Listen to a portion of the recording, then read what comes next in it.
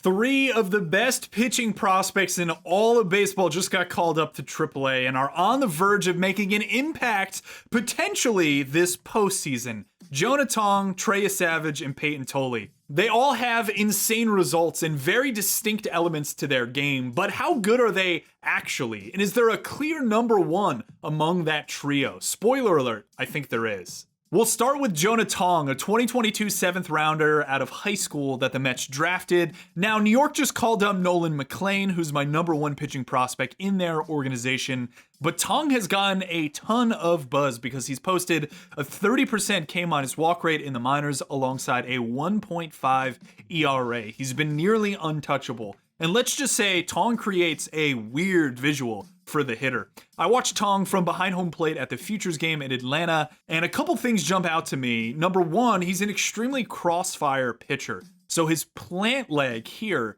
is landing to the right from his perspective of where his back leg pushes off from. This vantage point of mine is slightly offset from directly being behind home, but watch how his back leg kind of drifts off to the left on screen after that front leg starts to accept force. He's basically stepping across his body to deliver the ball. And number two, later in his chain here, his torso tilt is pretty extreme. He's got a massive head whack. He's not really even looking at the plate as he delivers the ball. Kind of reminds me of Logan Gilbert in a way, who actually has decent command. So don't 100% tell me that head whacks always lead to poor command. And Tong's slot is extremely vertical. I'd guess his arm angle is somewhere around 60-ish or so degrees, maybe higher, which would be one of the highest in Major League Baseball. He's actually talked about how Tim Lincecum inspired him, and yeah, he looks a lot like Tim Lincecum. I found this old front angle of the Freaks mechanics, and when you put it up against Tong, even if the camera angles aren't perfectly synced, they have a lot of similar positions that they hit at similar points in time. Really good ability for both of these guys to move their center of mass very quickly down the mound and efficiently. Somewhat crossfire for Tim Lincecum here as well, also a very vertical slot. If anything, Tong kind of feels a bit more extreme than Lincecum, which I never really thought was possible. Now, Tong stands 6'1". He extends to 6.6 feet, which is pretty nicely above his height. Not really in outlier territory, but we would consider this pretty big extension. And because his slot is so vertical, his release point is around 6.2 feet, which is almost half a foot higher than the 5.8 average that we often see at the major league level. And as we move from what Tong does over the mound to over the plate, we can see how his slot and movement patterns kind of affect the shapes that he creates. He's a very vertical pitcher, big carry on his fastball, efficient spin on it, so a lot of his spin is converted into that vertical movement. This is why it has above 19 inches of induced vertical break. He also has a slow curveball, a split changeup, and he's playing around with some slider cutter shape variations, which I'll talk more about in a second. The four seam sits around 95 miles per hour. He has massive zone miss on it, and it's been really hard to do damage against in the minors. His changeup's 84 miles per hour. It separates a lot both vertically and horizontally from his fastball. Also has a 10 mile per hour gap, so I would consider this like a big changeup. But it has a central defining trait of being in the zone a lot, and it generates a lot of zone miss like his fastball. So Tong can get in the zone, and when he's in zone, you're really not going to hit him. His two breaking balls are the slow curveball and that slider cutter shape that I mentioned. Now, a big thing to point out about Tong is that he threw his breaking balls a lot more in 2024 than he has in 2025. He combined for 36% usage last year between whatever variation of the slider that he's using and his curveball. That's down to just 12% this year, as he's heavily relied on his changeup. He also jumped 2 miles per hour relative to 2024. He was 92.7 miles per hour on his four-seamer. He's now up to 95. I get the changeup first approach here. It's a really good pitch that he adjusted from 24 to 25, has a lot more drop than it did in the prior year. I imagine this is a grip adjustment, which I think he's talked through. But in Major League Baseball versus Major League hitters, and I'm kind of working on a video right now about how it's the year of the mix, a trend I kind of called earlier in the season, Tong is probably going to need some kind of slider or cutter to help him against righties and just deepen his mix, even with the platoon nature of this split changeup thing that he's throwing. The slider he threw last year was 86 miles per hour. It had some lift, it had some cut. Flash forward to April 2025, he was throwing both a downer slider at 82 miles per hour or so and more of a true cutter around 88. Then he switched to just the downer slider for a few months in the middle of the season, And now at AAA, it looks like he's flashing more of that kind of sluttery cutter shape again. So you can see this is kind of a work in progress for him as he's gone through 3 or 4 variants on the pitch in the last calendar year. Tong has crazy mobility from his hips, pelvis, and T-spine in his torso that allows him to get into all these positions that I imagine most guys would immediately break down from if they tried to get into. And I think that there's something to be said about that. Now, does he tighten up as he gets older, etc.? There's a lot of medical things maybe you could play around with from a projection standpoint. Don't know how reliable those projections would be, but it's definitely something to consider if you're trying to evaluate a guy like Tong overall. Again, the changeup is good, the fastball is good. I wonder what happens to the breaking ball shapes here as he progresses through the minor leagues and gets to the majors. I really think that is something that you have to focus on. I think he's going to need some kind of glove side pitch that he's confident in as much as he is in the changeup in order for him to really be an impact right-handed starting pitcher. For me right now, putting together my Substack top 40 pitching prospects list, I will link to that in the video description here if you want to sub. It's premium only, but it's a ton of info on some of the best arms in the minors. I have him top 20 right now. I'm not entirely sure how high I'll be able to get him up. The big question is whether the guy I'm about to talk about is better. Yes, Payton Tolle, I believe it's pronounced Tolle and not Toll, the Red Sox 2024 second round pick.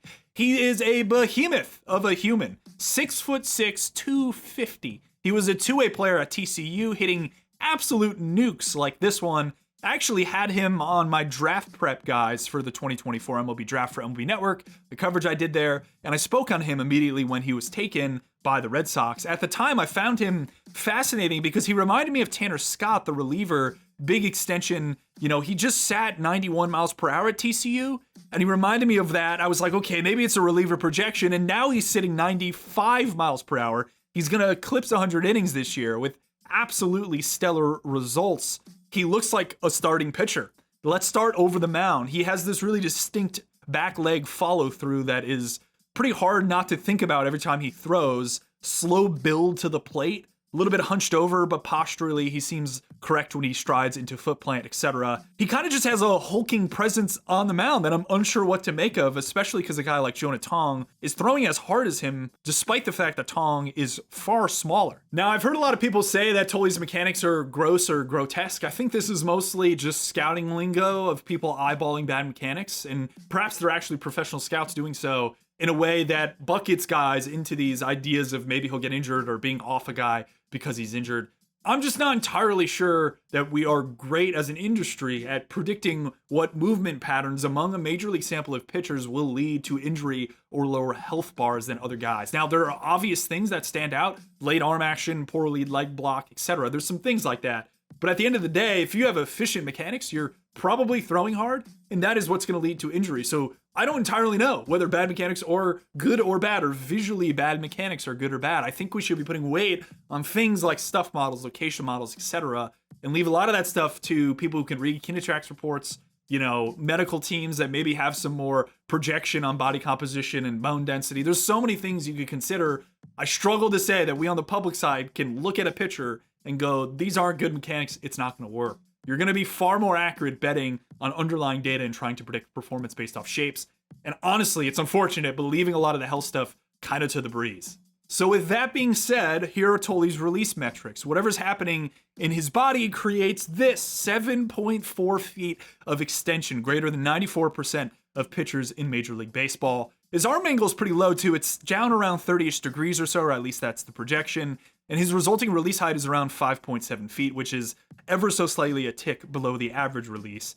He has what I'll call the big dude advantage, where the arm angles of guys that are this big just create higher release points because of their size. I often think about this in relation to Yuri Perez and Paul Skeens. They always come to mind. But the distinct thing is that Tolle's fastball is not really incredibly unique in any way. It's just the extension is huge and the results are absolutely insane. He's averaging around 15 or 16 inches of vertical break at 95 miles per hour from that release I mentioned.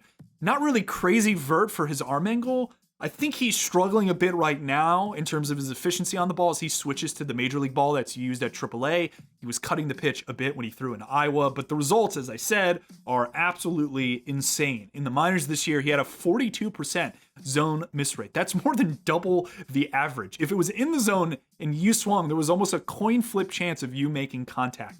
Pure insanity. 44% whiff rate overall on the four-seamer is that of a very good slider, and the contact quality he allowed is strong as well. For his development, though, I'm going to tip my cap to the Red Sox here. Tolle threw his four-seam 54% of the time for the first 3 months of the season, and in the last month or so, he's expanded his mix considerably. The Red Sox gave him a kick changeup, so that pitch, the changeup pitch he has, went from about 7 inches of vertical break down to 3 inches of vertical break at 90 miles per hour, a big improvement. And the big thing is the zone rate really didn't budge on this pitch. He also just started mixing in a curveball, 82 miles per hour, pretty below average in shape, but he's getting strong chase on it, suggesting it's a good offering to have in his repertoire for righties. And right before he got promoted to AAA, he started mixing in a cutter alongside a slider. So now we're looking at a guy who went from throwing 50, 60, and you go back to TCU, it was like 65% fastball, to a guy that has 3 breaking ball shapes here, which I think is the correct way to approach his development. From talking to some people in the Red Sox organization, one of the things with Payton Tolle is that his hand comes pretty square to the ball when he releases it, such that it limits his ability to get to the side of the ball and create really hard shapes, good spin, good velo, etc. It's very different than what I mentioned earlier, like a Nolan McLean from the Mets, who is just an absolute spin monster. A guy like that can get to the side of the ball really, really well. Tolle is just a very different kind of pitcher. And I think for guys who come square to the ball with their hand, a lot of the time what you're trying to do is really force this mixed diversity route. Get him to throw hard, throw a lot of shapes, such that as a lefty, you're facing so many right-handed hitters, you need to have a deep enough mix to give confidence that you'll be able to get out major league righties. So again, I love the approach that the Red Sox have taken here. It's a really, really good fastball you're basing the entire blueprint off of. And you've kind of seam shifted and played around with shapes to get yourself to the point where he's throwing 3 breaking balls and now a decent kick changeup. There's probably a sinker down the road as well. I'm burying the lead, but Tolle's one of my favorite pitching prospects in all of baseball. I think he's like a top 5 to 6 arm. Again, I'm still building that out on my Substack. I encourage you to check it out. But he's the man. I like him more than Tong specifically in terms of the projection long-term as a starting pitcher. But is he better than our last guy, who maybe is the weirdest of the bunch? Yes, Trey Yesavage. Starting with what Yesavage does over the mound, we once again have incredibly wacky mechanics. This time, not of the big extension variety. It is the opposite, short extension. He's 6'4" and he only has 5.8 feet of extension. His body movements are very odd to me, which is easy to see visually. Now, again, I'm taking my own advice here. I don't actually know if these are bad mechanics. They're just odd. But you be the judge here. We sometimes talk about guys hunching into their posture out of leg lift and, that causing some loss of their stack in terms of how their body moves. Yesavage almost leans backward. He's like incredibly upright. From a side view, it's even weirder because his line of direction is very up. So if you track that, he's almost pointing up, where a lot of the times you want that level or down as you ride the slope. And he slams down into leg lift. So the arc that his center of mass takes is very different than most pitchers. He has extreme deviation from Tong's kind of drop and drive, big extension style motion. This results in what would be among the highest release heights in Major League Baseball at 7.1 feet. Justin Verlander, Pete Fairbanks territory.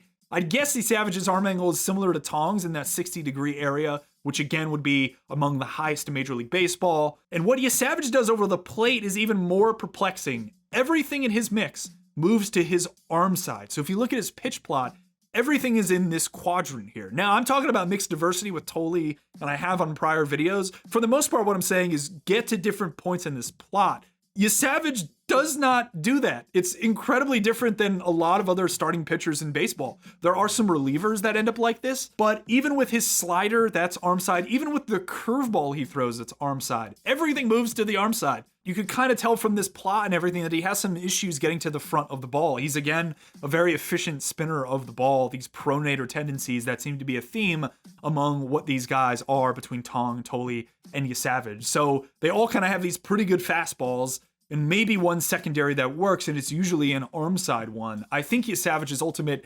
bet is purely that he's weird enough to confuse everybody. I sat behind home at the Futures game for his start, an outing or a couple of outs that he threw as well. And I'm not a hitter, but I found it visually difficult to distinguish between everything he was throwing. It was an incredibly north-south approach. Fastballs up, sliders and splitters down. The vertical approach angle on everything he throws is about 1 degree steeper than the average because his slot is so high. So everything comes at you steep, moves similarly, yet sits at different velocities It's definitely not what you would like build in a lab if you're trying to build the best starting pitcher, but it's absolutely working in the minors. His fastball in particular, I find interesting because he's throwing it up in the zone in the vertical approach angle, or VAA, is really steep at the top of the zone, and VAA is very location dependent. So the bat path required to kind of match the incoming plane of this pitch is definitely a weird one, and it's part of the reason why he has an incredible whiff and in-zone miss rate on this pitch, and to be honest, the entirety of his mix. There are some limitations to his mix, however, that put him clearly third on this list for me. He's extremely limited in what you can do from a repertoire standpoint. I kind of think his mix is finished, and if I'm being honest, it looks more like a reliever to me than a starter, a really good reliever and a weird one, but kind of like a Felix Bautista clone in a way. If we're projecting out starting pitchers, it's just tougher for me to get there on Yesavage than Jonah Tong or Payton Tolle. I just struggle to believe that a starting pitcher's mix can have everything moving arm side like this and succeed at the major league level, especially with really no in and out substance to what he's doing. But enough of me rambling. What do you think? These guys are all really weird, distinct in certain ways. They throw hard. They're getting insane results. Basically, three of the best pitchers in the minor leagues this year. But they all come with very different packages, I would say, overall. And I think that opens up the lanes for a variety of angles on what you believe in will be the best starting pitcher 3 to 4 years down the road. I'm going to think it's Payton Tolle with Jonah Tong second and Trey Yesavage third. But what do you think? Drop it in the comments. I'll be in there. As always, thanks for watching.